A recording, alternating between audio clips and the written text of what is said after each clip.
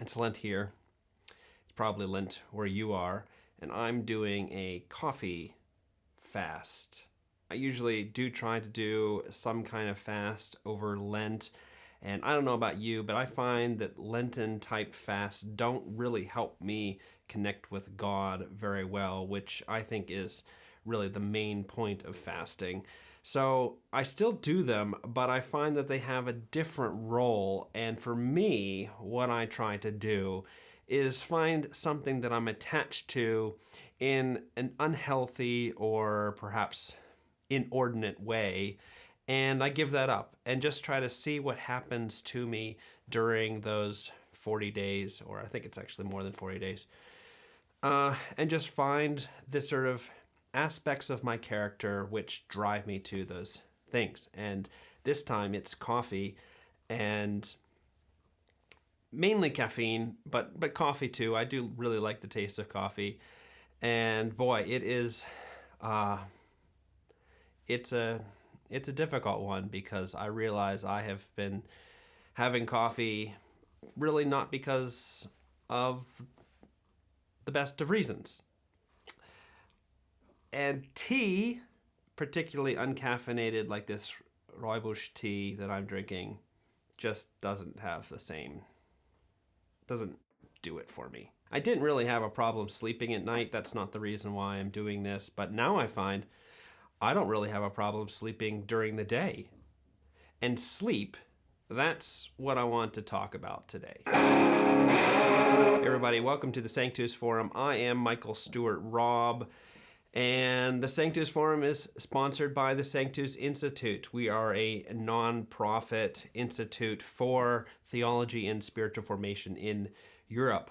So if you want to stay in touch with us, subscribe to this YouTube channel or subscribe to our newsletter over at sanctus.institute, and then you can find out about all those other things that we do.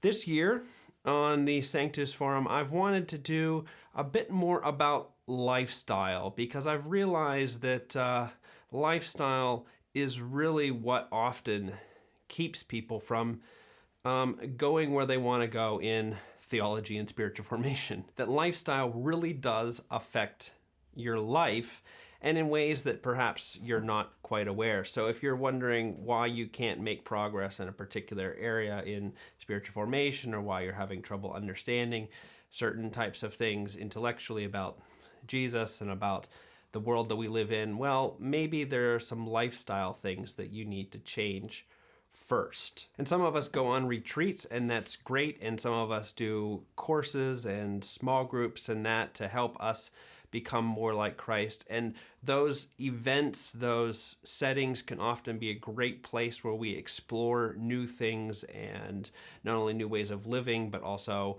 new ways of thinking.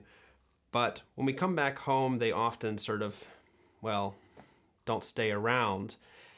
And that may be a good reason why it's difficult for us to become like Christ, which is the point of Western spirituality, of Christian spirituality, of Christian theology even as well, is to become like Christ. And one of the reasons why that doesn't happen for so many people, I think, is because our lifestyle just doesn't support that. Just like, if you want to win the Olympics, or you want to be a very acclaimed, that's the wrong word, you want to be a very accomplished musician, you have to adopt a certain kind of lifestyle, and that starts pretty widely and with things very basic to your self, like sleeping. Now, we just don't sleep enough in Europe, and that's a fact I'm sure you've heard before. If you look at the numbers, you can see that some countries are better than other countries, but on the whole, we just don't do enough, not just in Europe, but really in the West. And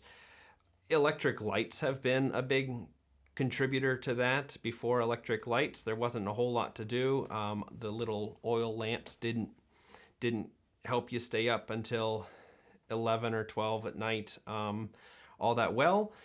And of course, now we have devices which are even more sleep prohibitive than electric lights. And I don't know if you've had the experience like I have, I'm sure you have, of just staying up glued to a particular device and just unable to put it down to actually just go to sleep, which other parts of your body are telling you, yeah, it's time to do. Well, I'm not really an expert on sleep. I'm just a guy who sleeps, and I'm a guy who does, I guess, like to sleep, and I've learned a few things over the years. So this video will be a combination of some of those things as well as some of the things that I'm learning which are new. Now, one of the first things that we kind of need to say is that sleep is a great act of trust in God, in God's world.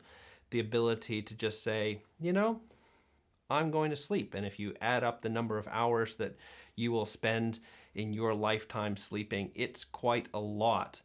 And if you think about all the other great things that you could be doing, not just doing for your own survival, but the good work that you could be doing, the play and hobbies that you could be having, the time spent with other people, with friends, with family, sleep just seems to be an intrusion on all of that. And when we sleep, we have to sort of release all of that to God and just sort of say, it's okay that I don't get as much work done as perhaps I could if I didn't sleep, or that I don't get to spend as much time with the people that I care about as I could if I didn't sleep. Now, the people that you care about, that's kind of interesting. You will have to sort of say, okay, I'm not going to pay attention to you in order that I sleep. But on the other side, they're the ones that will probably notice the most that you haven't slept. And of course, God notices as well. I don't know if any of you have tried to do much praying on little sleep. Doesn't work very well. Actually, very few things that you would do in terms of a spiritual discipline, even just going to church, don't really work very well if you don't sleep enough. So it's a great act of trust in God, and it is a great way to try to grow in our trust of God. Think about that. Think of sleep as a way to practice how to put more trust into God and release things to Him and say, well, you be in charge of the world and you take care of my eternal life and my ability to have access to all this great creative work that I can be doing and all these people that I can be in touch with and all of the good hobbies and fun things that I can do, and I will get the rest that I need. Now, the second thing, and this is something that is really quite, well, it's not personal, but it's something that I really do and have done for a very long time, and that's trying to find out what is the optimal number of hours that you sleep and just keep to that. And I've done this for, over 20 years.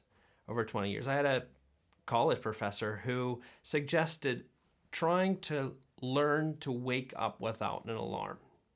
So I really haven't for 20 years used an alarm to wake up. Now, if you think about that, how would you actually wake up without an alarm? Well, in a sense, you'd kind of wake up like a child does. A child wakes up when they've slept enough. And if you know how much that you need to sleep, then you just go to bed in that amount of time. And, surprise, surprise, in the morning, that sleeping time's over and you wake up. Now, I know that there are cases when you have to sort of, wake up early to catch an airplane, and I do set an alarm for those sorts of things.